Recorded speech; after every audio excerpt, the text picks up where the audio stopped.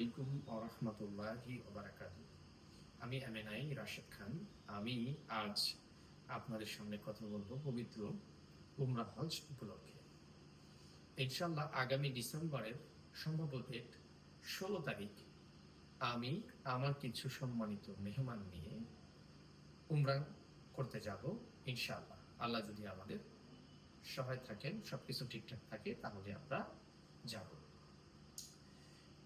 ইতিপূর্বেই যারা আমার সাথে উমরায় যাওয়ার জন্য কনফার্ম করেছেন তাদেরকে অসংখ্য ধন্যবাদ, এবং যারা আমার সাথে উমরা করতে যেতে চান, আসলে জানেন না যে আমি উমরার প্যাকেজও করে থাকি, অনেকেই জানেন না। তো এই জন্য আসলে ভিডিওটা করা।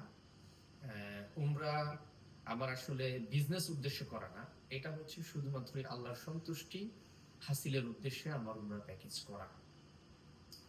তো আপনারা যারা আল্লাহ রাসূলের সুন্নাহ মোতাবেক এবং সুন্দরভাবে হজ উমরা পালনের উদ্দেশ্যে যেতে চান, আমার সাথে দ্রুত যোগাযোগ করবেন ইনশাআল্লাহ।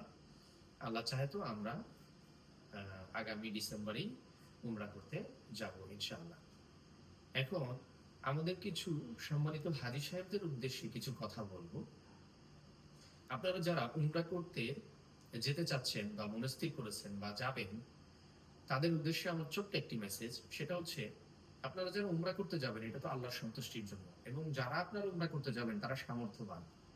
সুতরাং যারা উমরা করতে যাবেন অল্প টাকায়, উমরার যে প্রলোভন বা যেই ধরনের কিছু মুআল্লেম আছে যারা অল্প টাকায় প্রলোভন দেখিয়ে আপনাদেরকে নিয়ে যাবে, নিয়ে গিয়ে আপনাদেরকে কষ্ট দিবে, এবং আপনারা ওখানে গিয়ে মুআল্লেমদেরকে বকাবকি করবেন, সেই জায়গা থেকে বেঁচে থাকার জন্য বলবো, অল্প কিছু টাকা বাড়িয়ে দিলে আপনারা ভালোভাবে হজ উমরা সম্পূর্ণ করে আসতে পারবেন।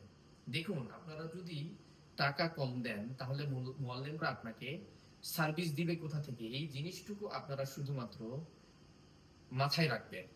তাই আমি বলবো যে আপনি যদি ১,৫০,০০০ টাকা দিতে পারেন তাহলে আপনি আরো ১০-২০,০০০ টাকা বাড়িয়ে দিতে পারবেন।